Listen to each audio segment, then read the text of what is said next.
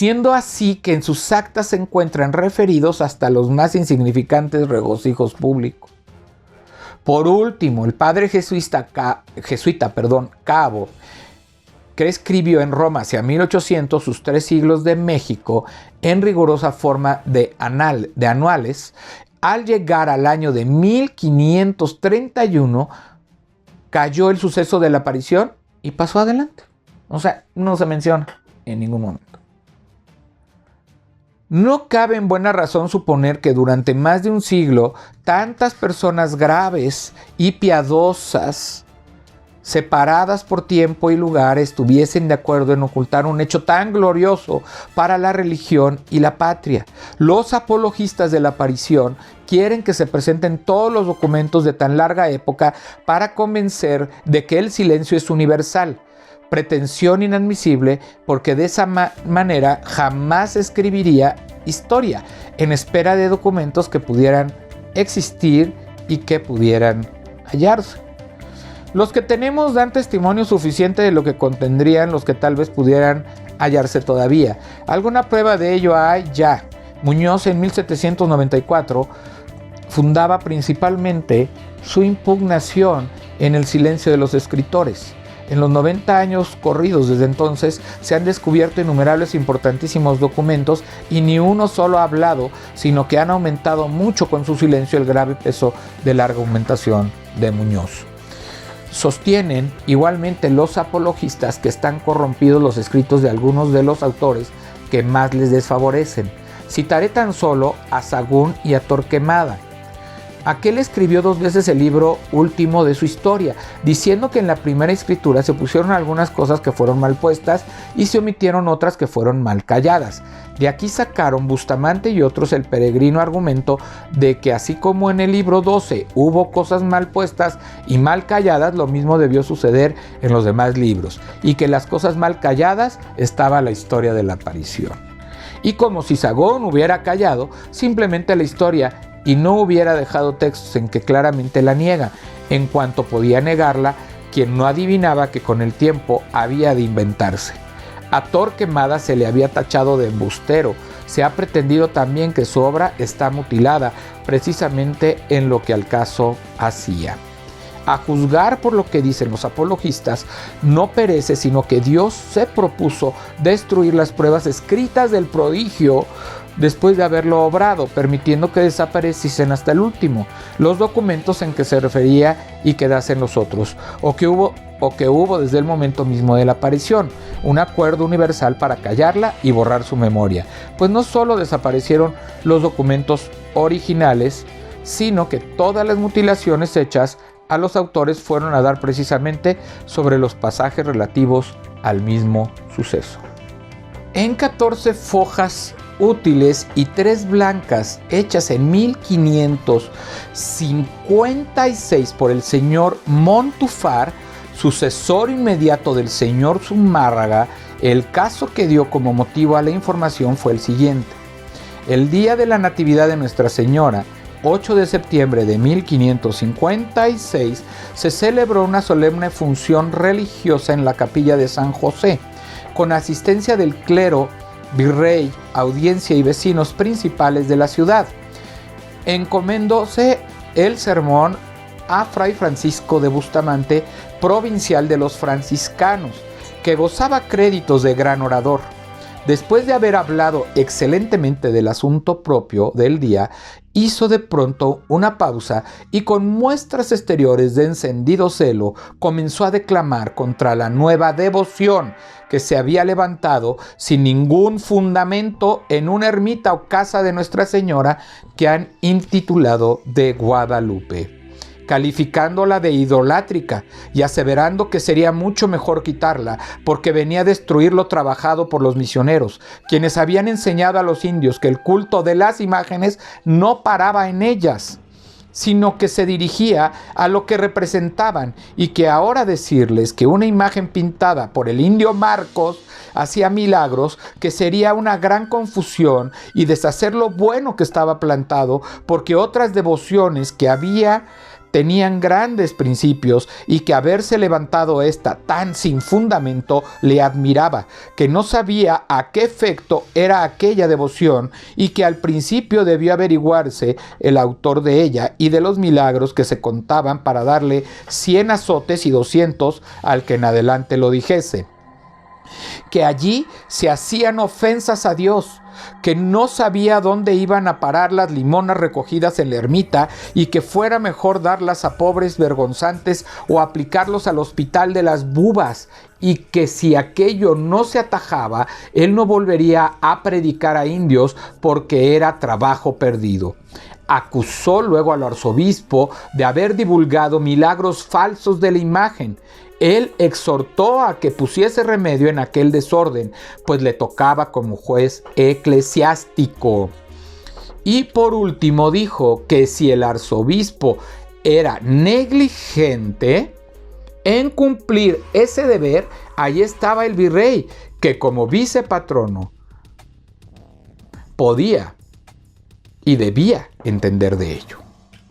Lastimado el señor Montufar, que no era muy sufrido ni muy amigo de los franciscanos con aquella reconvención pública en tal ocasión y ante tal concurso, y acaso más por habérsele echado encima el brazo seglar, comenzó desde el día siguiente a levantar la información que original tiene vuestra santidad inminente. Su objeto era, según en ella aparece, saber si el padre Bustamante había dicho alguna cosa de que debiese ser reprendido. El interrogatorio de 13 preguntas tenía por único objeto dejar bien fijado lo que el predicador había dicho. Fueron llamados 9 testigos y de sus declaraciones resulta haber predicado el padre Bustamante lo que dejamos referido. Algunos añadieron que él no era el único que pensaba de esa manera, sino que le seguían los demás franciscanos, que todos se oponían a la devoción y aún alegaban contra ella textos de la Sagrada Escritura en que se manda adorar solo a Dios. Éxodo 20. Que aquella ermita, decía, no debía llamarse de Guadalupe, sino de Tepeaca o de Tepeaquilla, que ir a tal peregrinación no era servir a Dios, sino más bien ofenderle por el mal ejemplo que se daba a los naturales. El concilio lateranense estaba mandado, so pena de excomunión, que nadie predicase milagros falsos o inciertos, y él no había predicado milagro ninguno de los que decían que había hecho la dicha imagen de Nuestra Señora, ni hacía caso de ellos, que andaba haciendo la información, y según lo que se hallase por cierto y verdadero, aquello se predicaría o disimularía, que los milagros que su señoría predicaba de Nuestra Señora de Guadalupe es la gran devoción que toda esta ciudad ha tomado a esta bendita imagen, y los indios también. La información se suspendió y quedó sin concluir. Nada se hizo contra el padre Bustamante, quien a pesar de aquel sermón fue otra vez electo provincial en 1560 y después comisario general. ¿Verdad? Entonces, pues ahí estamos viendo la realidad. Aquí estamos viendo un discurso que se dio en esa ermita cuando se hizo la celebración de la natividad la natividad o nacimiento de Nuestra Señora de Guadalupe el 8 de septiembre. Está hablando hasta de fechas diferentes. Está hablando de una fecha diferente de la que ahora se celebra. Hoy se celebra el 12 de diciembre, ¿verdad? Que nada tiene que ver con la fecha que se había puesto al principio. Después de leído el documento, a nadie puede quedar duda de que la aparición de la Santísima Virgen el año de 1531 y su milagrosa pintura en la tilma de Juan Diego es una invención nacida mucho después.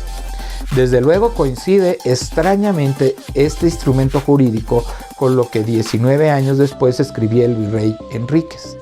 El provincial decía en 1556 que la devoción era nueva y no tenía fundamento, sino que se había levantado por los milagros dudosos que de la imagen se contaban. El virrey tampoco le asigna origen cierto y da a entender que comenzó en 1555-56 por haber publicado un ganadero que había cobrado la salud yendo a la ermita. Uno de los testigos de la información, el fraile Salazar, acabó de confirmar que la fundación de la ermita no venía de la aparición ni milagro alguno, pues dijo que lo que se sabe es que el fundamento que esta ermita tiene desde su principio fue el título de la Madre de Dios, el cual ha provocado a toda la ciudad a que tenga devoción en ir a rezar y a encomendarle a ella, de suerte que ese solo título, el de la Tonantzin, de que habla Sahagún, fue el que dio origen al culto. Dijo el padre Bustamante que la imagen fue pintada por el indio Marcos, y con otro testimonio se confirma la existencia y habilidad de ese pintor, pues Bernal Díaz en el capítulo 91 menciona con elogio al artista indio Marcos de Aquino. Hay una mención de un pintor. O sea, no hubo milagro de que haya sido plasmada por medio de flores y por medio milagroso y divino la imagen en la tilma. Lo que se sabe es que hubo un pintor al que se le encomendó esa imagen y la pusieron ahí. Y ese pintor tiene nombre y ahí está en los hechos relatados por Bernal Díaz y dice Marcos de Aquino. Marcos de Aquino es la persona a la que se le está dando este crédito de la pintura. Tenemos pues comprobado de una manera irrecusable, o sea que no se puede negar,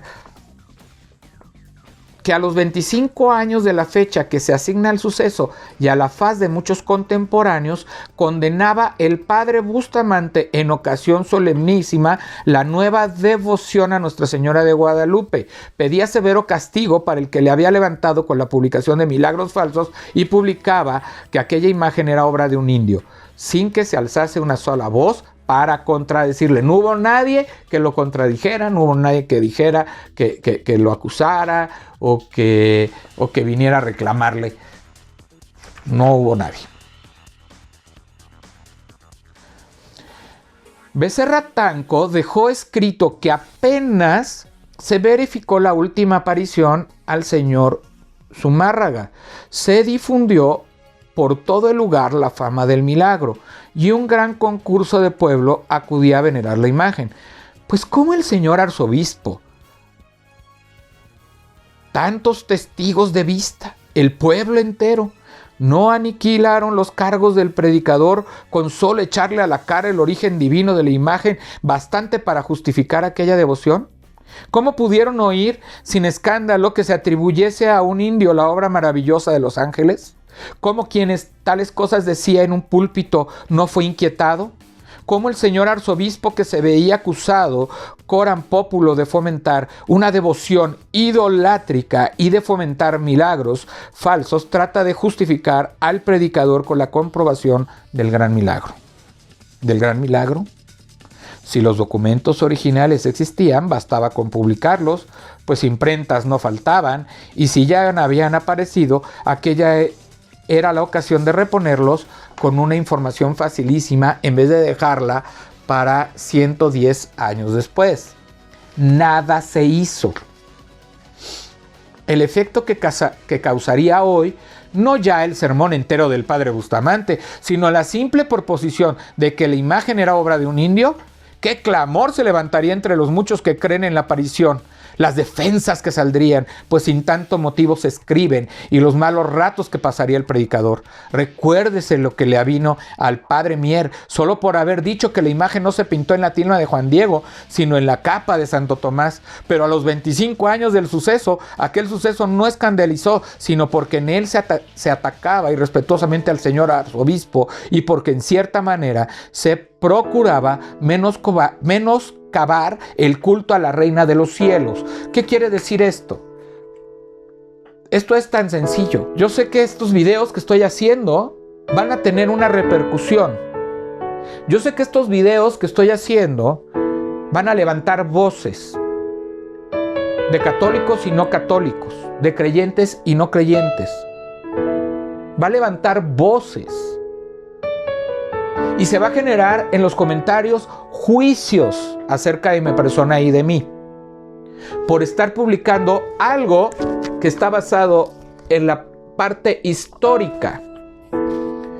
Y que muchos antes de mí, muchos siglos antes, estamos hablando que estamos en el 2020, alrededor de 460 años antes, ya se había dicho.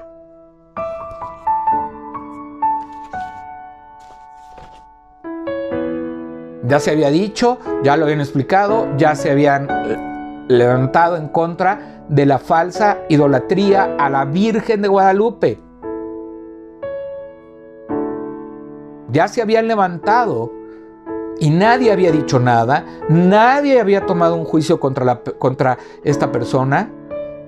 Hoy, por medio de las redes sociales, todo lo que se va a levantar. ¿Usted cree que la Iglesia Católica no va a decir algo de esto? Claro que lo va a decir. Y claro que va a decir que la persona que escribió esto estaba loco, y va a decir que este libro no está reconocido, o esta carta no está reconocida por la Iglesia Católica, y no es cierto que la Iglesia Católica mandó a hacer esta investigación. Pues van a decir muchas cosas. Y eso es lo que está diciendo en esta parte del escrito, que cómo no puede ser que por levantarse esta voz y decir que se dejara la idolatría a la Virgen, que no era bíblico, que inclusive dice que se apoyaban en la Biblia, en las Sagradas Escrituras, para hacer notar el error.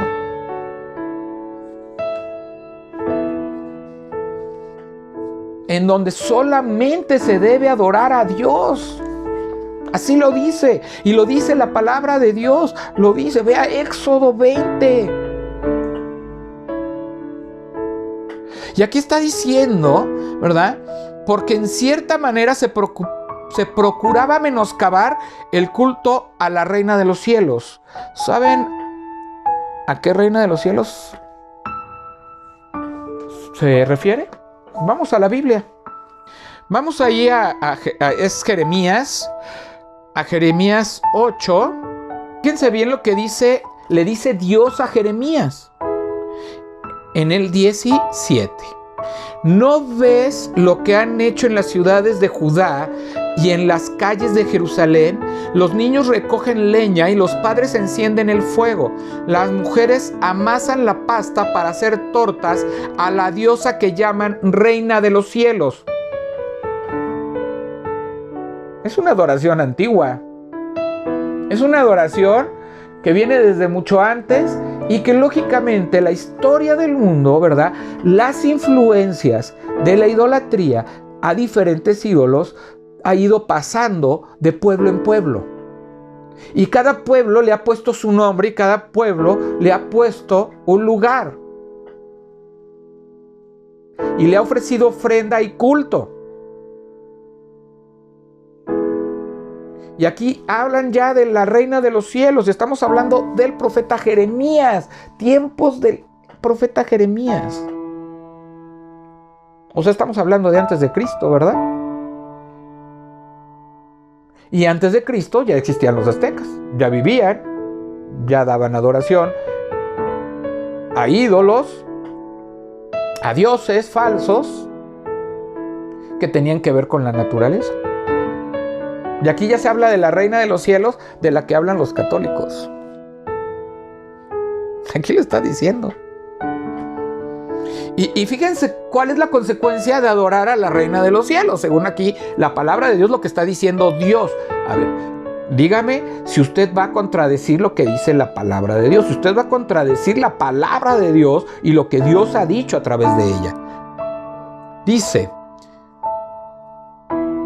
derraman vino y aceite en honor de dioses extranjeros para irritarme. ¿Pero acaso es a mí a quien ofenden? Oráculo del Señor. ¿No es más bien a sí mismos pues su propia vergüenza? Por eso así dice el Señor: mi ira y mi enojo se van a desatar sobre este lugar, sobre hombres y animales, árboles del campo y frutos de la tierra, y arderá sin apagarse. Dios está maldiciendo a ese pueblo que estaba adorando a la Reina de los cielos. Y está hablando del pueblo de Israel. Y si en el pueblo de Israel, que había sido establecido por Dios como su pueblo y del cual vendría Jesús, estaba equivocándose y adorando ídolos y dioses falsos y extraños, imagínense que no pasaba 1500 años después.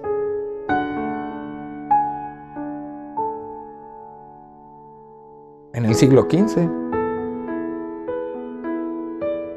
Antes de que llegaran los españoles a México.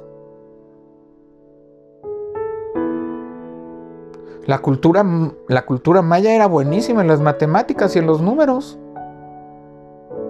¿Tenían sabiduría? Claro que la tenían, pero la tenían mal enfocada. Porque era un pueblo que no conocían a Dios. Pero tampoco la Iglesia Católica se dio a la tarea de enseñarles a ese Dios maravilloso, ese Dios grande, a ese Yahvé, a ese Jehová de los ejércitos, a ese Dios de Israel, del cual tenían conocimiento la Iglesia Católica. Ellos sí tenían conocimiento. Podían haberlo enseñado en vez de hacerse a la doctrina de ellos o al culto de ellos para atraerlos.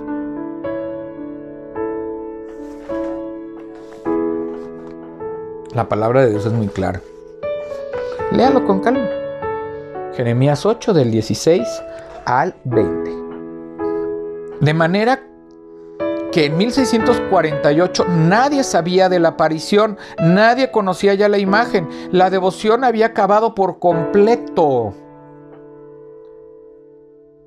En 1648 nadie sabía de la aparición, dice. Nadie conocía ya la imagen. La devoción había acabado por completo. Ah, caramba. ¿Cómo ven? ¿Conocían estos datos? ¿Conocían esta información? Y la puede usted sacar de internet, Póngale ahí la carta de Joaquín García y Casbalceta y le va a sacar la información. No sé qué quiera decir aquí el El B.R. Sánchez publica su libro, el primero en que se vio la historia de la aparición a Juan Diego. Todo cambia por encanto. Era que en aquel libro se relataba, apoyada en documentos auténticos y irrefragables, una historia gloriosa, hasta entonces desconocida. No, la verdad siempre se abre camino y el autor principia por esta confesión. Determinado, gustoso y diligente busqué papeles y escritos tocantes a la santa imagen y su milagro. No los hallé. Aunque recorrí los archivos donde podían guardarse, supe que por accidentes del tiempo y ocasiones se habían perdido los que hubo. Qué casual, ¿no? que se perdieron esos documentos. Apelé a la providencia de la curiosidad de los antiguos, en que hallé unos bastantes a la verdad. Sigue diciendo muy a la ligera que confrontó esos papeles con las crónicas de la conquista, que se informó de personas antiguas y por último que aunque todo eso le hubiera faltado, habría escrito porque tenía de su parte la tradición. Al publicar la historia tan peregrina, debería haber hecho constar con la mayor puntualidad las fuentes donde la había sacado y no contentarse con esas generalidades tan vagas, calificando sin decir cuáles eran ni de qué autor. Contaba mucho con la credulidad de sus lectores y en eso no se engañó. Para abusar todavía más de ella y desacreditar por completo su grande arma de la tradición, tuvo la ocurrencia de publicar al fin del libro una carta laudatoria del licenciado Luis Lazo de la Vega, vicario de la Ermita de Guadalupe, en la cual el buen vicario confiesa sencillamente que él y todos sus antecesores habían sido unos Adanes dormidos que habían poseído a esta Eva segunda sin saberlo, y a él le había caído la suerte de ser el Adán despierto, lo cual en idioma corriente, quiere decir que ni él ni todos los vicarios o capellanes de la ermita habían sabido palabra del origen milagroso de la imagen que guardaban, hasta que el padre Sánchez lo había revelado.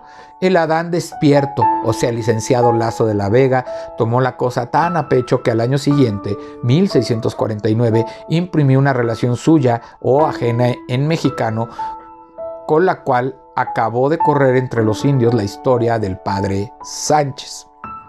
O sea, la historia del padre Sánchez se da en 1648. En 1648. Y la publica en 1649.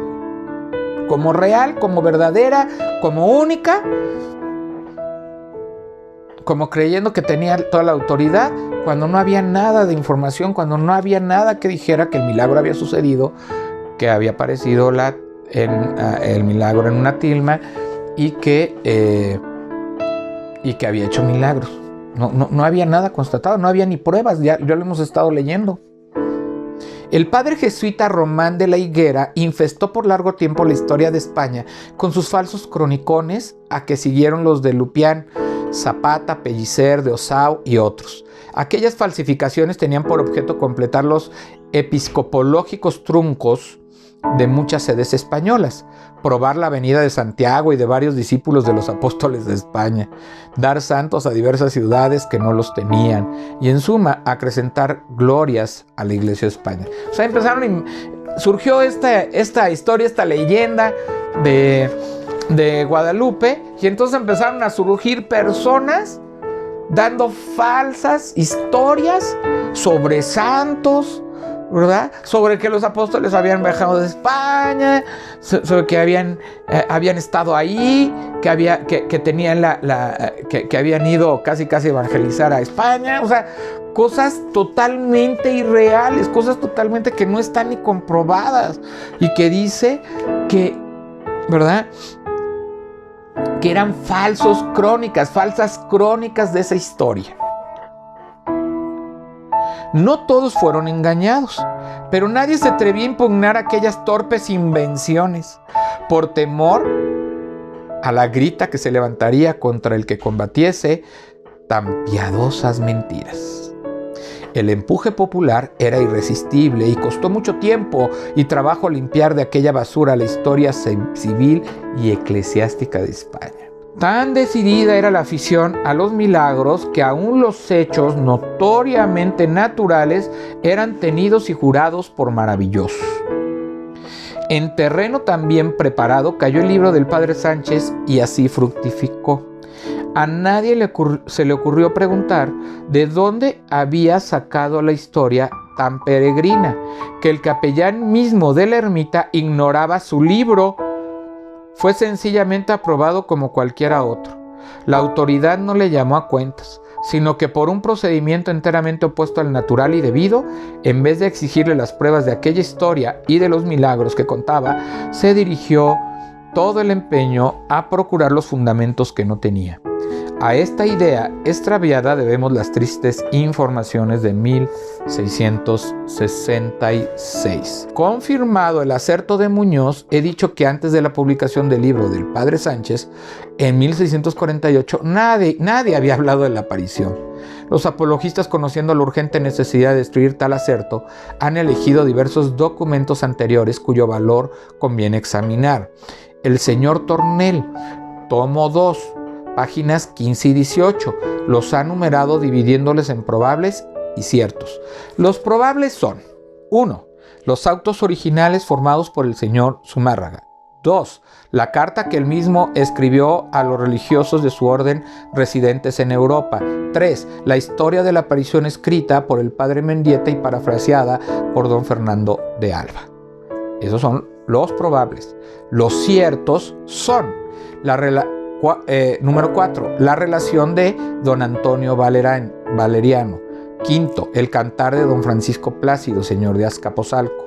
6, el mapa a que se refiere doña Juana de la Concepción en las informaciones de 1666.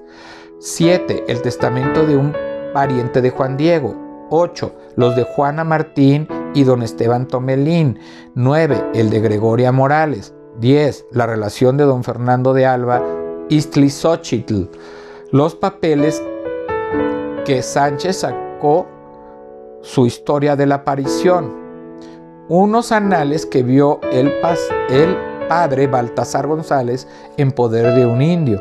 La historia de 13. La historia de la aparición en mexicano, publicada en 1649 por Lazo de la Vega. 14. Una historia de la aparición que hasta 1777 se conservaba en la Universidad de México, cuya antigüedad remonta hacia tiempo no muy distante del suceso. El añalejo de la 15. El añalejo de la universidad citado por Bartolache. Como se advierte, la lista de los documentos es bastante larga, pero la desgracia ha querido, a excepción del número 13, ninguno se haya publicado, ni siquiera se sepa que existe en alguna parte. Aunque no sería extraño que algunos o los más hubiesen perdido, esa desaparición total es inexplicable. Singulares apologistas, los que escribiendo obras a veces bastante voluminosas no reservaron un rincón para los documentos en que se apoyaban, habiendo gastado tanta tinta y papel para remendar un edificio que por todas partes se abre.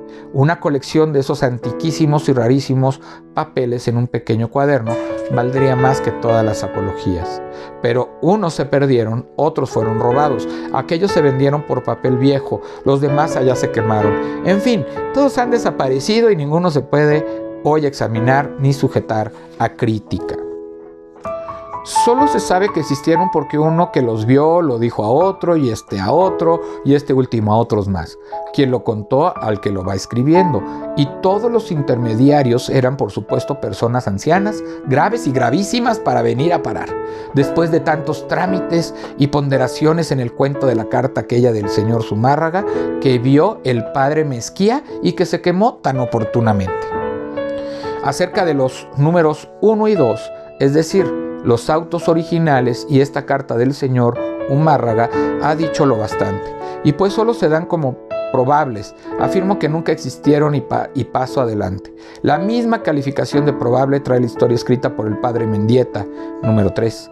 Más valiera decir con franqueza que nunca la hubo. Tratase de una relación de autor incierto que Bentancur atribuye en duda al padre Mendieta o a Iztlizóchitl. Florencia, propenso siempre a añadiduras y a ribetes, ya dice que Bentancur la afirmó que era de Mendieta. Vino Sigüenza y se enfadó con el padre Florencia por haber añadido aquello después que él dio la aprobación a la Estrella del Norte. Con tal motivo declara y aún jura que se trataba de la traducción parafrásica de un original mexicano de letra de Antonio Valeriano hecha por Iztlizóchitl. Cabrera le atribuye a Fray Francisco Gómez que vino con el señor Zumárraga. Después de esto no comprendo cómo pudo dar el señor Tornel ni aún por probable esta historia del padre Mendieta. El primero de los documentos ciertos es la historia de don Antonio Valeriano, ya que Sigüenza jura que tuvo una relación de letra de don Antonio Valeriano, no pondré duda en ello, pero aquí de la desgracia, porque esta pieza capital no existe, ni la he visto ningún moderno, ni se ha publicado jamás para que pudiéramos saber que lo que decía y cómo lo decía. El padre Florencia, que tan ampliamente usó de ella, se proponía imprimirla al fin de su historia, y al cabo fue saliendo con la frialdad de que por haber resultado aquella muy abultada, ya no imprimía la relación, por lo cual le increpa fuertemente y con razón Conde y Oquendo. Siempre la fatalidad. Sigüenza, para corroborar que Mendieta no pudo ser autor de la tal relación, dice que en ella se leían algunos sucesos y casos milagrosos que acontecieron años después de la muerte de dicho religioso. El padre Mendieta falleció en mayo de 1604 y don Antonio Valeriano en agosto de 1605. En resumen, la relación no existe, ni puede conocerse más que por el extracto que de ella da Florencia, en el que no faltan, por cierto, pormenores inverosímiles. El cantar de don Francisco Plácido, número 5, se encuentra exactamente en igual caso. También ofreció Florencia imprimirlo y también se lo dejó en el tintero por lo abultado del libro. No pudo haber desechado algo de la mucha paja que éste tiene para dejar hueco a papeles de tan alta importancia. Y si no quiso imprimirlos, el que los tenía, ¿por qué formar queja de que ahora no se da crédito a lo que solo conocemos por noticias de segunda mano y extractos nada seguros? El cantar fue dado al padre Florencia por don Carlos de Sigüenza, quien le halló entre escritos de Chimalpay. No falta quien piense que no ha habido escritor de tal nombre. Pasemos al mapa de las informaciones de 1666. Doña Juana de la Concepción, india de 85 años, declaró que por haber sido su padre hombre muy curioso, todo cuanto pasaba en México y su comarca lo escribía y lo asentaba en mapas, y que en ellos tenía asentada, si mal no recuerdo, la aparición. Y aquí viene la desgracia de siempre, porque al viejo le robaron aquellos mapas y la hija no pudo dar más que esa indicación vaga, que no sé de qué sirva. El testamento de una parienta de Juan Diego, número 7, aparenta mayor importancia porque en él se menciona, según Boturini, único que le vio, una aparición en estos términos. En sábado se apareció la muy amada señora Santa María y se avisó de ello al querido párroco de Guadalupe. La traducción es de Boturini, pues el original estaba en mexicano y ciertamente que la palabra teopisque no corresponde exclusivamente a la de párroco, como notó muy bien el señor Alcocer, sino que significa padre o sacerdote en general, pero no pudo admitir que la indicación se refería al señor Zumárraga, que era verdaderamente padre y muy amado de los indios, como quiere el mismo señor Alcocer, porque el sentido común está diciendo que el alto cargo del señor Zumárraga no era para que se le añadiese el calificativo de una ermita. Al obispo llamaban güey teopisque, sacerdote mayor o principal, según Florencia.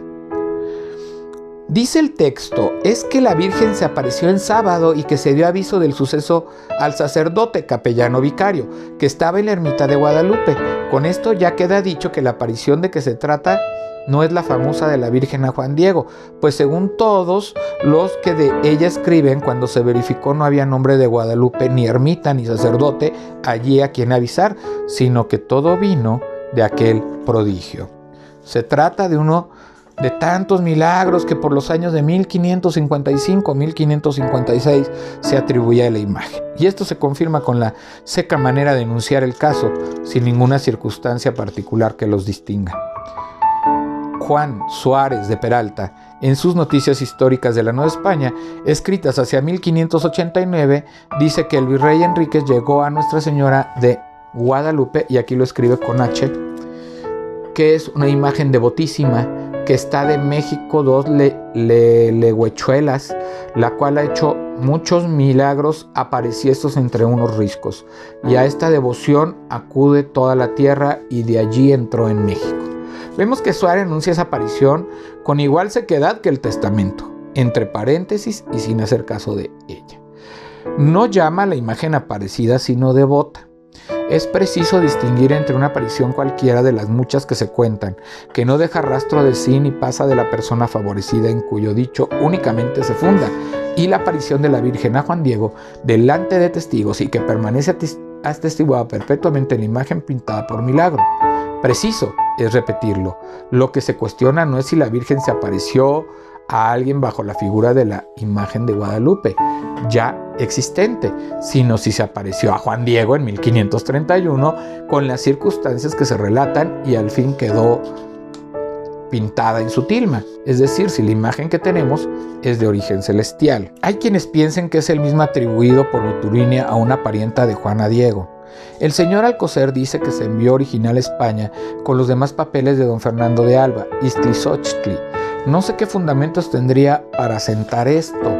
Lo cierto es que de los papeles de don Fernando quedaron copias en México y no quedó del testamento, continúa la fatalidad destruyendo los papeles de las apologistas. Es decir, quiere decir que todo lo que estamos leyendo es que, en pocas palabras, todo fue destruido, ¿verdad? Todo fue acabado. Unos se quemaron, otros los robaron, otros desaparecieron. Casualmente, todo lo que tenga que ver con la historia de la Virgen de Guadalupe desapareció. No hay nada más que el libro del padre Sánchez, escrito en 1648 y publicado en 1649. No hay nada. ¿Mito, leyenda o verdad? De más gravedad parecen los análisis indios que tenía el padre Baltasar González de la Compañía de Jesús, los cuales llegan a 1642, y en el año que le toca está el milagro de Nuestra Señora de Guadalupe. Son palabras de Florencias. ¿Por qué dijo el milagro y no la aparición? Estas vagas indicaciones de mapas en que está asentado la aparición no infunden confianza, porque, como antes dije, no se trata de una aparición cualquiera de la Virgen de Guadalupe, sino de la aparición a Juan Diego y de la pintura milagrosa en la tilma. Un retablo semejante pintado en unos anales indios sin texto que declara el asunto puede tomarse por una aparición real sin serlo. A cualquiera llamará la atención que entre los documentos anteriores al libro del padre Sánchez se cuenta la relación mexicana de Laso de la Vega, que salió al año siguiente. Número 13. Es que, sin más fundamentos que la elegancia del lenguaje y otros igualmente leves, se ha sentado que el licenciado Laso no es autor de ella, sino que el verdadero es mucho más antiguo y probabilísimamente es la misma historia o paráfrasis de don Antonio Valeriano. Si se acepta esta superlativa probabilidad, el documento se reduce a otro y no es uno más. Pero sería bien extraño que después de haber dicho Laso en 2 de julio que no había sabido hasta entonces la palabra de tal historia, ya en 9 de enero de 1640 tuvieran presentada y aprobada la relación. Dio la casualidad de que dentro de esos 6 meses apareciera la relación que tanto tiempo había estado oculta. Si ya la tenía el padre Sánchez, ¿por qué no se refirió a tan precioso documento en vez de contentarse con vaguedades? Aquí no hay relación antigua. Inflamada la devoción de Laso con el relato de Sánchez, quiso divulgarlo entre los indios y para ello lo abrevió y puso en lengua mexicana. Esto es todo. Si el lenguaje es bueno, para eso había entonces grandes maestros de mexicano. Y basta con recordar el nombre de padre Carochi, que el año de 1647 imprimió su famosa gramática. El doctor Uribe, 1777, habla de una historia de la aparición en lengua mexicana, archivada en la Real Universidad, cuya antigüedad, aunque se ignora a punto fijo, se conoce que se remonta hasta tiempos no muy distantes de la aparición. Bartolache, más precavido, no quiso proceder tan de ligero como sus predecesores, sino que, habiendo encontrado un añalejo manuscrito en la biblioteca de la universidad, hizo que el secretario le certificase de la exactitud de los 2 pasajes que extrajo. El añalejo no es original, sino copia hecha en Tlaxcala, indudablemente en tiempos comparativamente modernos, pues según el mismo Bartolache comprende sucesos desde 1454 hasta 1737 inclusive. Los pasajes citados son uno del año 13, Cañas, 1531, que traducido al castellano dice: Juan Diego manifestó a la amada Señora de Guadalupe de México, llamábase Tepeyac. El otro es de 1548, 8 Pedernales, y dice: murió el Juan Diego a quien se le apareció la amada Señora de Guadalupe en México. La correspondiente del año está errada porque al 1548 toca el signo 4 Pedernal, número 8. Tal es a lo menos la disposición de la pintura Aubin y otras. Si el añalejo de Bartolache llegaba a 1737, la copia era cuando menos de esa fecha, que es precisamente la de la peste que fue causa u ocasión de la jura del patronato de Nuestra Señora de Guadalupe. Agrávanse las dudas acerca de la existencia o del valor de todos estos documentos con el hecho de que en 1662 el canónigo don Francisco Silis, grande amigo y admirador de Sánchez, hizo que se solicitase de la silla apostólica la concesión de fiesta y rezo propio para el día 12 de diciembre. Ahí ese fue el año que se estableció la fiesta, en 1662, y en vez de remitir, como era natural, en apoyo de la petición, algunos instrumentos auténticos que asegurasen un pronto y favorable despacho, solo acompañó instancias de los cabildos y de las religiones. De Roma se anunció en respuesta al envío del interrogatorio por el cual fuese examinado los testigos del milagro. Antes de que llegara, preparó el canónigo lo necesario para recibir la información, que en efecto se hizo a fines de 1665 y principios de 1666. El documento se perdió en Roma y nunca se ha publicado este texto. Tenemos únicamente los extractos que trae Florencia. Llevase el asunto por aclamación a Roma. Aparecen por todas partes testigos calificados que, unánimes y bajo juramento, declaran saber mucho tiempo atrás lo que hasta entonces nadie ni ellos habían sabido.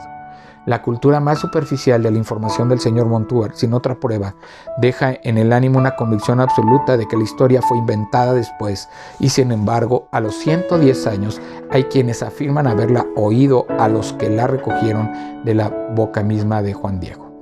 Se juzgará sin duda absurdo y atrevido desechar así un instrumento jurídico, pero el hecho es que la demostración histórica no admite réplica, y que las afirmaciones de unos 20 testigos de oídas, por calificadas que sean, no pasan más que la terrible información de 1556 y el mudo por unánime y desaparecido testimonio de tantos escritores, no menos autorizados que aquellos testigos, y que llevan a su frente al ilustrísimo señor obispo Zumárraga.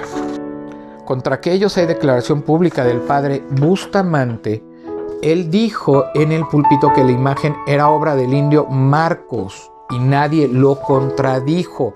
A los médicos pudiera decirse que se conservan muchísimos papeles de mayor antigüedad, a pesar de que son más frágiles que un lienzo y de que se ruedan por todas partes. Los señores canónigos que en 1795 dieron dictamen contra el sermón del padre Mier decían que los colores se han amortiguado, deslustrado y en una u otra parte saltado el oro y el lienzo sagrado un poco lastimado. En todo caso, la conservación de la imagen sería el milagro diverso y sin relación alguna con el de la aparición. Se cree también que la imagen de Nuestra Señora de los Ángeles se conserva milagrosamente en una pared de adobe y nadie le ha atribuido por eso origen divino. La Santa Sede, obrando con prudencia, dio largas al negocio y parece que la devoción mexicana volvió a enfriarse un poco, porque el expediente durmió en Roma unos 80 años y hasta se perdieron las informaciones de 1666. Fue preciso que un acontecimiento tan notable como la peste de 1737 viniera a revivir al fervor de la ciudad. Quiso jurar por su patrona a la Santísima Virgen de Guadalupe. Y con tal motivo se renovaron en Roma las instancias con grandísimo empuje. El resultado fue la concesión del rezo el 25 de mayo de 1754. Años después y en tiempos ya diversos, solo porque Bartolache publicó en la Gaceta el anuncio de su manifestación satisfactorio, no faltó quien le dirigiese un anónimo tratándole de judío y contaminándole con castigos dignos de su pecado, en esta o en la otra vida, y el caritativo conde y Oquendo que no se atizasen las llamas del purgatorio de ningún incrédulo. Bartolache, que lo fue solo a medias, cuando acabase de caer a pedazos, le copia colocada en la capilla del Pocito. Así es que Cabrera explicó lo mejor que pudo, convirtiéndolos en primores. Los defectos de arte se notan en la pintura y huyó el cuerpo al más aparente. ¿Cuál es el que las figuras doradas de la túnica y las estrellas del manto están colocadas como una superficie plana en vez de seguir los pliegues de los paños? Bartolache hizo practicar tercer examen de pintores, o sea, ya se empezó a hacer un análisis de la pintura. Bartolache empezó a hacer un análisis de la pintura para ver si verdaderamente era una pintura plasmada con milagros divinos o era una pintura de autoría de alguien. Entonces, fue el tercer examen, hizo un tercer examen de pintores el 25 de enero de 1787, Bartolache, en presencia del señor abad y un canónigo de la colegiala.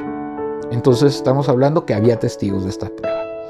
Las declaraciones de estos facultativos discrepan ya bastante de lo que habían asentado los antiguos. El tosco ayate de maguey se convirtió en una fina manta de la palma Ixotli. Aseguraron que tenía aparejo, negaron algunas particularidades notadas por Cabrera y, en fin, preguntándose si supuestas las reglas de su facultad y prescindiendo de toda pasión o empeño tienen por milagrosamente pintada esta imagen, respondieron que sí en cuanto a sustancial y primitivo que consideran en nuestra santa imagen, pero no en cuanto a ciertos retoques y rasgos que sin dejar duda demuestran haber sido ejecutados posteriormente por manos atrevidas. Grande es la distancia entre el entusiasmo de Cabrera y las frías reticencias de los pintores de Bartolacci. No imagino que aquel obrara de mala fe. Los colores de los indios eran muy diversos de los nuestros y por eso no extraño que causen confusión de los pintores de los siglos XVII y XVIII. Tradición es quod ubique, quod semper, quod ab omnibus traditium est. Para que fuera quod semper sería preciso que viniese sin interrupción desde los días del milagro hasta la fecha del libro del padre Sánchez, 1648.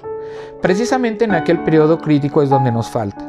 No la había en 1556, cuando el padre Bustamante predicó su sermón, porque si ya la hubiera, él no dijera lo que dijo, o si lo dijera, se habría levantado un clamor general contra el atrevido que atribuía al pincel de un indio la imagen celestial.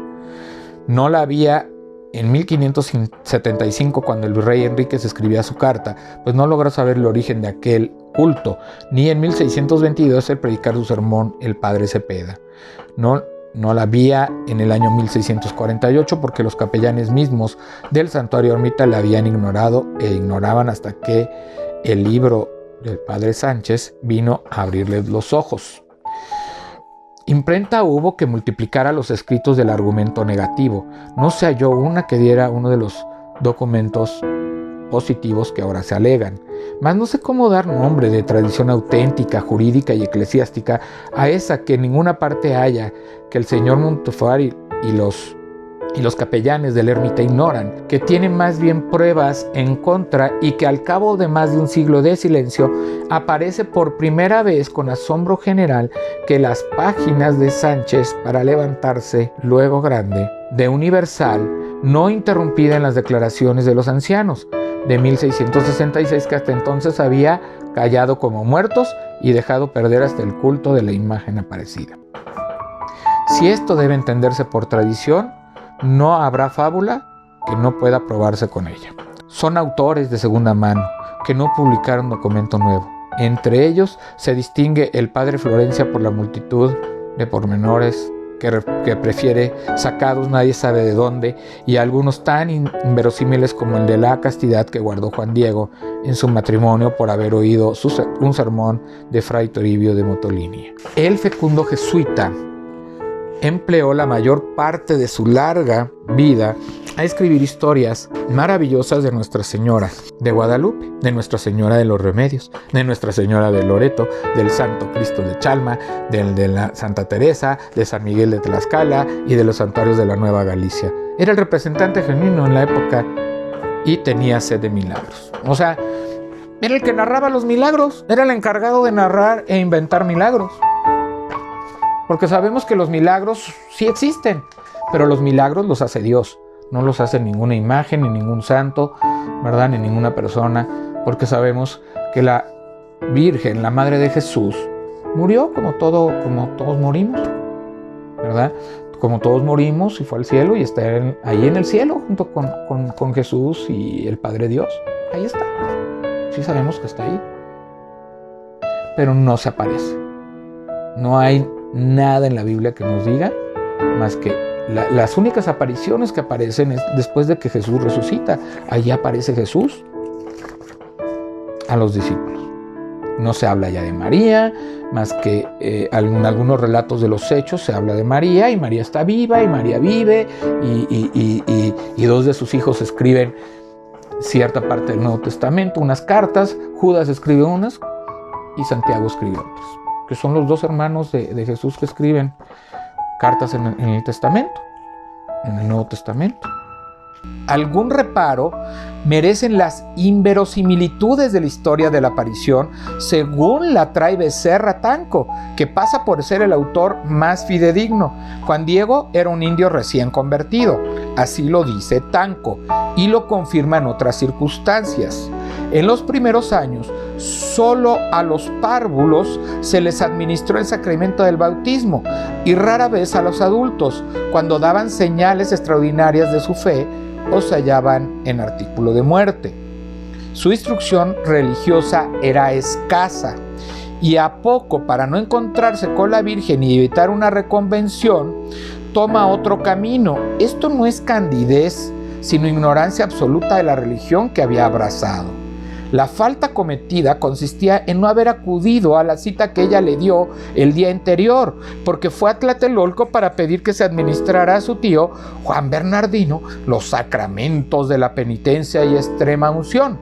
Nadie ignora, pues Mendieta lo dice, que a los principios en muchos años no se dio a los indios la extrema unción.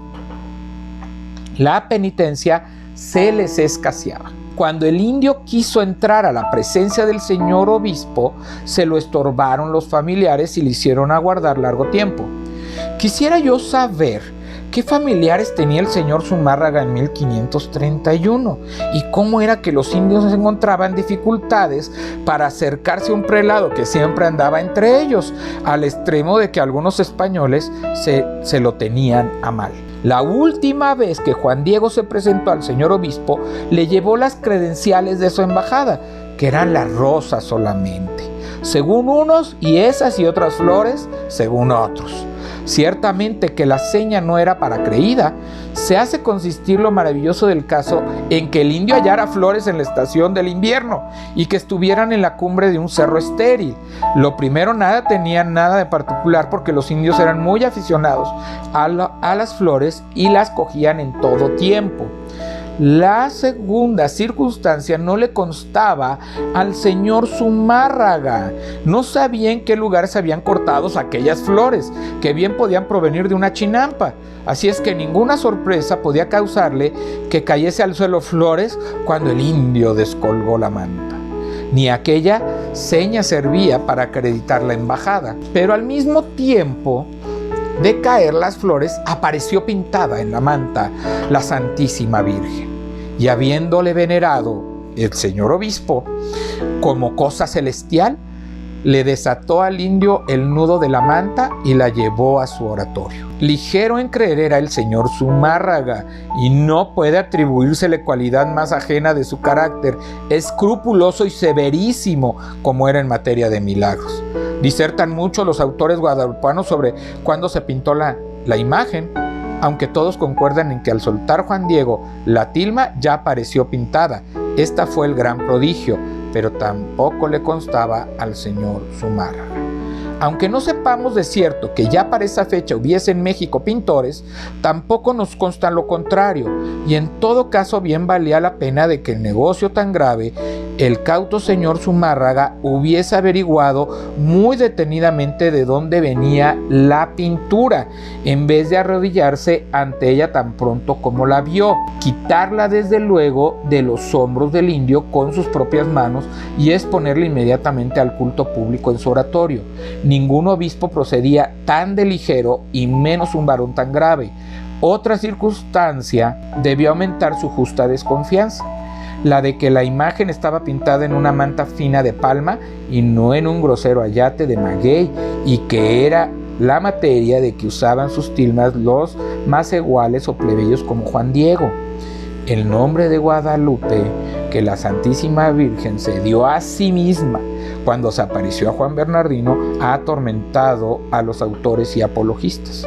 El motivo que tuvo la Virgen para que su imagen se llamase de Guadalupe, escribe Becerra Tanco, no lo dijo, y así no se sabe hasta que Dios sea servido de declarar este misterio. Realmente es extraordinario que la Virgen, cuando se aparece a un indio para anunciarle que favorecería especialmente a los de su raza, eligiese el nombre ya famoso de un santuario de España, nombre que ninguno de sus favorecidos podía pronunciar por carecer de las letras D y G el alfabeto mexicano. De ahí que Becerra Tanco conjeture que la Santísima Virgen dijo Tecualtlanopeu, esto es, la que tuvo origen de la cumbre de las peñas, o Tecuantiaxopeu, la que ahuyentó o apartó a los que nos comían. Notable diferencia hay, a mi haber, entre estas voces y la de Guadalupe. No es necesario inventar dislates. Entre los conquistadores había muchos andaluces y extremeños, grandes devotos del santuario español que está en la provincia de Extremadura. Ya antes habían puesto los descubridores el nombre de Guadalupe, que todavía conserva, aunque ya no es española, a una de las Antillas Menores, y como dice Fray Gabriel de Talavera, que imprimió en 1597 su Historia del Santuario de España, arraigóse de esta suerte la devoción y respeto del santuario en aquellos moradores de ambas Indias, de forma que comenzaron luego a dar prendas del buen ánimo con que habían recibido la doctrina, levantándose iglesias y santuarios de mucha devoción con título de Nuestra Señora de Guadalupe, especial en la Ciudad de México de Nueva España. Así México recibió el nombre de Nueva España, porque dijeron que se parecía a la antigua, y los extensos territorios descubiertos y conquistados por Nuño de Guzmán se llamaron la Nueva Galicia, por una soñada semejanza con aquella pequeña provincia de España. Los españoles creyeron advertir que la imagen de la Madre de Dios venerada en el Tepeyac se parecía en algo a la del coro del Santuario de Extremadura, y eso bastó para que le dieran el mismo nombre. Así lo dice el virrey Enríquez. La historia de la aparición no tiene fundamento histórico. ¿De dónde vino? ¿La inventó por completo Sánchez? No lo creo. Algo halló que le diera pie para su libro. Tal vez llegó a sus manos una relación mexicana a que añadiría nuevas circunstancias como acostumbran los escritores gerundianos, casi sin percibirse de ello, sino llevado por aquello prurito de ponderar y exornar cuantos asuntos les caían en las manos. Lo que puede saberse por documentos históricos y rastrearse por conjeturas es lo siguiente. Los primeros religiosos levantaron luego de llegados muchas capillas y ermitas en diversos lugares, con deseo de destruir la idolatría, prefiriendo para colocar esas pequeñas iglesias aquellos sitios en que antes se tributaba mayor culto a los ídolos, y aunque les dieron títulos análogos, o sea, títulos muy parecidos. Una de esas ermitas fue la del Tepeyac, con el título de la Madre de Dios, sin advocación particular como lo indica Sagún. Lo declara Salazar en la información de 1556, y era natural que fuese para corresponder el nombre de Tonantzin o Nuestra Señora Madre que tenía el ídolo adorado allí. Poco después los indios se dieron a hacerles, para lo cual se contaba ya con los discípulos de la escuela de Fray Pedro de Gante.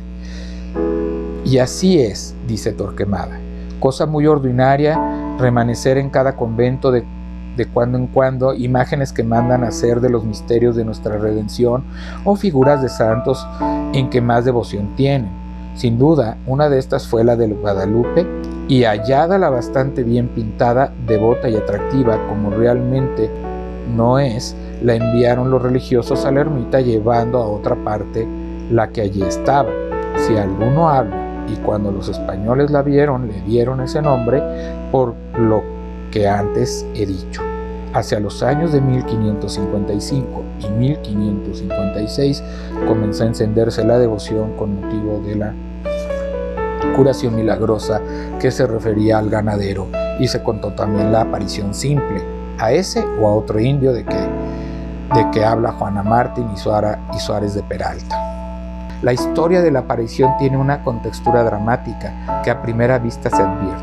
Los diálogos entre la Virgen y Juan Diego, las embajadas del obispo, las repulsas de este, el episodio de la enfermedad de Juan Bernardino, la huida de Juan Diego por otro camino, las flores nacidas milagrosamente en el cerro, y por último el desenlace con la aparición de la pintora milagrosa ante el señor obispo, forman una acción dramática. Esa sería la pieza o relación mexicana que cayó en manos de Sánchez, quien tomó al pie de la letra y la dio por historia verdadera. Hizo lo demás el espíritu de la época, propenso a aceptar sin examen como obra meritoria todo lo milagroso. Se había contado la aparición de Nuestra Señora de Guadalupe a un pastor, y lo sabrían por sus antepasados los testigos indios de las informaciones de 1666. Fácilmente le acomodaron las circunstancias que corrían ya con general aceptación.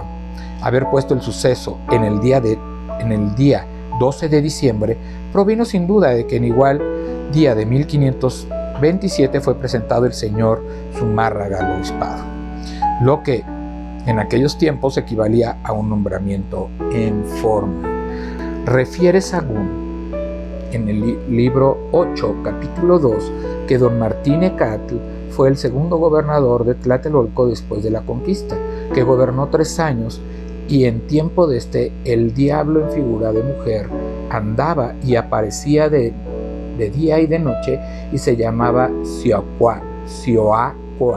Haciendo el cómputo del tiempo en que gobernó dicho don Martín, según datos que ofrece Sahagún, en el propio capítulo resulta que fueron los de 1528 a 1531, y por otro pasaje del mismo autor, libro 1, capítulo 6, sabemos que la diosa Cioacoatl se llamaba también Tonantzin. Aquí tenemos que por aquellos años se hablaba de entre los indios de apariciones de la Tonantzin, nombre con que ellos conocían a Nuestra Señora de Guadalupe, según el propio padre Sahagún. Y termina diciendo ya García y Casbalceta lo siguiente: católico soy, aunque no bueno, ilustrísimo señor y devoto en cuanto puedo de la Santísima Virgen. Fíjense quién está hablando. A nadie querría quitar la devoción. La imagen de Guadalupe será siempre la más antigua, devota y respetable de México. Si contra una intención por pura ignorancia se me hubiese escapado alguna palabra o frase malsonante, desde ahora la doy por no escrita. Por supuesto que no niego la posibilidad y la realidad de los milagros. El que estableció las leyes bien puede suspenderlas o derogarlas, pero la omnipotencia divina, o sea, la omnipotencia de Dios, no es una cantidad matemática susceptible de aumento o disminución, y nada le añade ni le quita un milagro más o menos. De todo corazón quisiera yo que uno tan honorífico para nuestra patria fuera cierto, pero no lo encuentro. Y si estamos obligados a creer y pregonar los milagros verdaderos, también nos está prohibido divulgar y sostener los falsos. Cuando no se admita que el que de la aparición de Nuestra Señora de Guadalupe, como se cuenta, es de estos últimos, a lo menos no podrá negar que está sujeto a gravísimas objeciones. Si estas no se destruyen, lo cual hasta ahora no se ha hecho, las apologías producirán efecto contrario. En mi juventud creí, como todos los mexicanos, en la verdad del milagro. No recuerdo de dónde me vinieron las dudas, y para quitármelas acudí a las apologías. Estas convirtieron mis dudas en certeza de la falsedad del hecho, y no he sido el único. Por eso juzgo que es cosa muy delicada seguir defendiendo la historia. Si he escrito aquí acerca de ella, ha sido por obedecer el precepto repetido de vuestra santidad inminente. Le ruego por lo mismo, con todo el encarecimiento que puedo, que este escrito, hijo de la obediencia, no se presente a otros ojos, ni pase a otras manos, así me lo ha prometido vuestra santidad inminente. Me repito, de vuestra santidad inminente, afectísimo amigo y obediente servidor, que su pastoral anillo besa. Joaquín García y Casbalceta.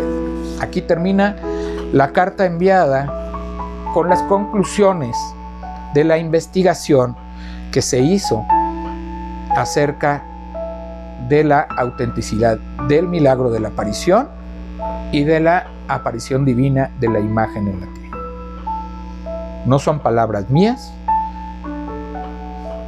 son palabras, como ustedes acaban de escuchar, de una persona que la Iglesia Católica le encargó a una persona católica, a un investigador e historiador, y donde él comenta que él no puede hacer el análisis a partir de una cuestión canónica o teológica, sino simplemente histórica. Y no hay ningún documento ni ninguna versión que se atribuya la autenticidad de ese milagro de esa aparición y por lo tanto, como no hay autenticidad, no podemos creerla.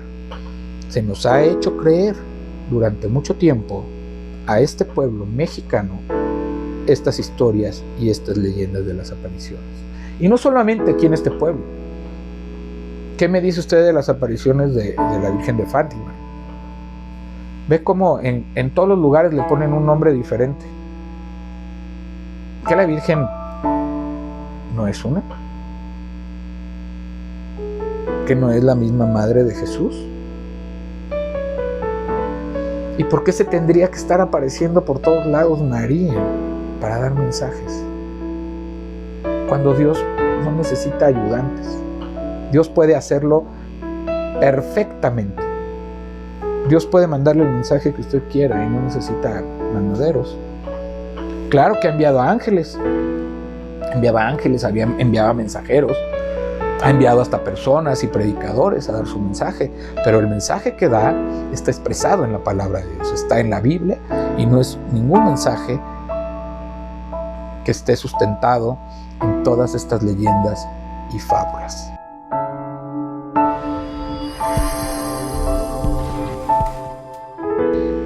En este momento voy a abrir mi celular para hablarle de un acontecimiento que tiene que ver con un abad, o sea, con un abad de la Basílica de Guadalupe, ¿verdad? Ese abad, hace años, que hoy ya falleció, o sea, ya falleció, se apellidaba Schulenburg Prado. Y vamos a leer la noticia que viene en la jornada. Esta noticia es del 20 de julio del 2009, para que vean que es actual, muchos años después de toda esta creación, de toda esta historia. Dice: fallece Schulenburg Prado, quien siendo abad de la basílica negó la existencia de Juan Diego. Por lo tanto, si se niega la existencia de Juan Diego, se niega la aparición de la Virgen. El último abad de la Basílica de Guadalupe, Guillermo Schulenburg Prado, falleció ayer a los 93 años de edad. En sus 33 años al frente del inmueble, fue el encargado de la construcción del nuevo recinto mariano y centro de la polémica en torno a la existencia histórica de Juan Diego, quien finalmente fue canonizado por Juan Pablo II en su última visita al país. Schulenburg desató una controversia cuando en 1996 puso en duda la existencia misma de Juan Diego y por ende las apariciones de la Virgen de Guadalupe en el Cerro del Tepeyac. Además de que envió al Vaticano una carta en la que señalaba que pese a lo que se dice, la existencia del indio no ha quedado demostrada plenamente. La existencia del indio Juan Diego no ha sido demostrada. Podríamos obtener muchas firmas de eclesiásticos preparados, así como de laicos intelectuales que avalan esta carta, pero no queremos provocar un inútil escándalo, simplemente queremos evitar que disminuya la credibilidad de nuestra iglesia, expresaba en la misiva, o sea, en la carta. Declaró a la revista italiana 30 Giorno que la existencia de Juan Diego era un símbolo y no una realidad, y encendió los ánimos de la cúpula religiosa al asegurar que la imagen de la Virgen de Guadalupe era producto de una mano indígena y no de un milagro, como está establecido en este documento que se decía que era de un indígena llamado Marco. Luego de 3 meses de la publicación de sus polémicas declaraciones, el Papa Juan Pablo II y la cúpula eclesiástica de México se enteraron. El arzobispo primado de México, Norberto Rivera, quien no es muy bien visto en nuestro país y además, bueno, tiene es muy político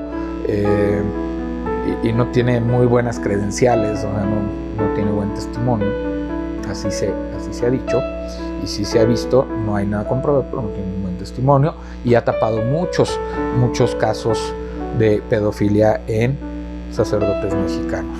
Entonces, pues habría que ver si vamos a creerle a un obispo que no tiene credibilidad entre muchos católicos y mexicanos. Quien ya había al arzobispo primado de México, Norberto Rivera, quien ya había criticado el manejo administrativo de la basílica, qué casualidad, ofreció días después de que se desatara el escándalo una homilía en el Templo Mariano, donde aseguró que el pueblo de México se había inquietado con la versión del abad. Continuó una declaración de la Conferencia de Episcopado de México, el CEM, reivindicando al indio como figura inseparable de Milagro Guadalupano. En su documento, la jerarquía católica presidida por Sergio Beso lanzó un llamado a no permitir que las falsedades o dudas nos dividan o debiliten nuestra fe en la Virgen de Guadalupe. Sobrevino entonces la renuncia de Schellenburg a la abadía a finales de ese año, con lo que culminó el escándalo suscitado por sus declaraciones que ponían en duda el milagro mariano. Su salida, según se informó en su momento, se concretó además por las notables diferencias que mantenía con el hoy cardenal. Había diferencias, había cosas que estaban pasando que él sabía. Él posiblemente haya leído este documento y haya empezado a investigar un poquito más y dijo, no hay manera de acreditar este milagro, no hay manera de hacerlo, no hay nada que lo documente. Y posiblemente leyó este documento que acabo de leer, esta carta, y posiblemente se convenció de esa realidad. Importantes sectores de la CEM cuestionaban el manejo de los recursos que obtenía la Basílica de Guadalupe, a lo que Schellenburg argumentaba no tener posibilidad de manejar con libertad el dinero que ingresaba al recinto religioso. La llegada de Rivero Carrera marcó la caída definitiva del abad, que nació en la Ciudad de México el 12 de junio de 1916, quien tras la polémica quedó solo y fue declarado abad emérito de la misma basílica. Sus últimos años los vivió en Cuernavaca, donde jugaba golf, su deporte favorito. Con su renuncia desapareció el puesto de abad que desde 1751 funcionó en el país, nombrado por el pontífice. Nació el rectorado, designado por el arzobispado, de una terna que le presentaba la CEM. O sea, ya era alguien autorizado, ya era alguien que iba a decir lo que ellos dijeran, que iba a sostener esa mentira, esa falsedad, que está declarada por la misma Iglesia Católica y de la investigación que mandó a hacer, que no es cierta. Desde entonces, ambas instancias comparten la supervisión de los fondos recaudados. O sea, es un negocio. Discúlpeme, pero esto es un negocio.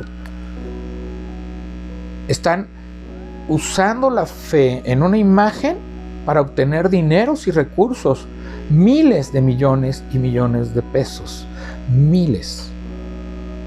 Muchos, la mayoría de ellos van al Vaticano, una gran parte, y otra gran parte se quedan aquí, más póngale todas las monedas que avientan desde la escalera donde está la imagen, hay una escalera eléctrica y las personas avientan monedas, todas las monedas que están en esa fuente de agua, que están ahí, se recogen y son miles de pesos. Esto es usado como un negocio. Por eso no se ha terminado con la falsedad y la mentira, y por eso no se, digamos que no se dio archivo muerto a ese culto, porque resultó ser un negocio económico de la iglesia tradicional. Lutero descubre, ¿verdad?, que se vendían estos perdones. Y dice, ¿cómo se va a vender el perdón si Jesucristo murió por nosotros y ya nos perdonó? Necesitamos creer en Jesucristo, necesitamos creer en el Señor. Entonces, todo esto siempre vemos ahí en la historia católica cómo hay un negocio detrás de la adoración de los ídolos, de los santos, de las vírgenes. Un negocio que no se ha terminado. Hay mucho lujo en el Vaticano, hay mucho oro, hay muchas obras pictóricas, muchas cosas que también, muchos secretos que se esconden tras la historia de la Iglesia Católica. Por disposición de la familia, los restos de Schellenburg fueron velados en una agencia de la colonia San Rafael, donde hasta las 22 horas solo habían acudido familiares y amigos. Está programado que a las 9 horas hoy el cardenal Rivera Carrera oficie una misa al cuerpo presente en la basílica. Fíjense muy bien. Entonces, esta es una noticia de la jornada, ¿verdad? Hay que darle crédito. Es una noticia de la jornada del lunes 20 de julio del 2009 que usted puede comprobar ahí que usted puede comprobar ahí en el internet o en su celular. Usted puede perfectamente comprobar. Ahí está, es la noticia de la jornada, y aquí está la foto del prelado. Vamos a ver esta noticia precisamente. Cuando surge esta noticia en 1996, que está aquí en el periódico El País. La estoy sacando del periódico El País, de 31 de mayo de 1996, que dice: polémica en México sobre la aparición de la Virgen de Guadalupe. Ahí está, digo, para que vean, lo estoy sacando aquí directo en mi celular para que no haya... Dice: polémica en México sobre la aparición de la Virgen de Guadalupe. Si algo le faltaba a los mexicanos sacudidos por la crisis económica, la guerrilla, los asesinatos políticos y la incertidumbre en general, la situación en aquella época estaba muy fuerte. Había mucha violencia, habían asesinado a candidatos, a un diputado, a Ruiz Massieu, había surgido el EZLN, había una crisis económica con el cambio de gobierno de Salinas hacia Cedillo. Esto fue verdaderamente un problema, pero muy muy duro en nuestro país. Es que les tocaran también a la Virgen de Guadalupe, patrona del país y asidero milagroso de millones de fieles, y más que haya sido el propio abad de la Basílica Guadalupana, Guillermo Schulenburg, que está al frente del principal centro de peregrinación de México desde hace 33 años, el que haya cuestionado la aparición de la Virgen al indio Juan Diego en 1531. Ya leímos todo ese contexto. Y es que los agudos análisis teológicos pueden provocar un terremoto sacados de contexto. El pasado invierno, Monseñor Schulenburg analizó una entrevista otorgada a una revista religiosa, Ixtus, los fundamentos de la fe guadalupana. En términos muy equilibrados, el religioso, a punto de cumplir 80 años, asegura que el indio Juan Diego, beatificado por Juan Pablo II en 1990, es un símbolo, no una realidad, y que los testimonios sobre la aparición de la Virgen en el Monte del Tepeyac, recogidos en 3 textos entre 1545 y 1666, son sinceros, pero responden a una mentalidad y un momento históricos concretos. El abad indica que no hay pruebas de la existencia de Juan Diego y que lo importante, lo milagroso, es la teología de María, la fe en la Virgen, que está muy por encima de los episodios en las apariciones. Las declaraciones pasaron desapercibidas hasta que recientemente la revista italiana 30 Giorni las reprodujo con lujo de detalles. Schulenburg fue tachado de hereje y extranjero. Las pintadas fuera el abad de la basílica o abad anticatólico, han aparecido ya en las calles capitalinas. Incluso un senador conservador ha recomendado el ingreso del religioso en un hospital psiquiátrico. ¿Hasta qué grado ha llegado esta mentira, esta falsedad y esta idolatría a la Virgen, que querían encerrarla en un hospital psiquiátrico por estar diciendo la verdad? En realidad, las palabras del abad se escriben en una polémica que existe ya desde el siglo XVI en la iglesia novohispana entre los antiaparicionistas, fundamentalmente franciscanos, que tachaban el culto guadalupano de idolatría. Ya leímos todo esto. Y los aparicionistas encabezados por los jesuitas, abiertos a un sincretismo religioso que nace en el fervor del pueblo y se entremezcla con el nacionalismo criollo, que haría finalmente de la Virgen Guadalupe el símbolo de la lucha por la independencia de España.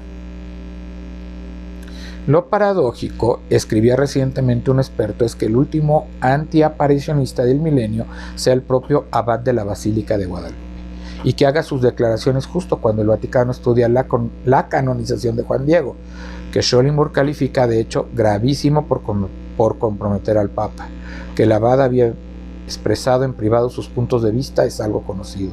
El propio nuncio del Vaticano en México, Girolamo Prigione, ese representante, ese nuncio del Vaticano en México, el mismo que estaba esperando en un avión en el aeropuerto al obispo de Guadalajara, ¿verdad? Y que fue muerto por narcotraficantes, desapareciendo un maletín con dinero.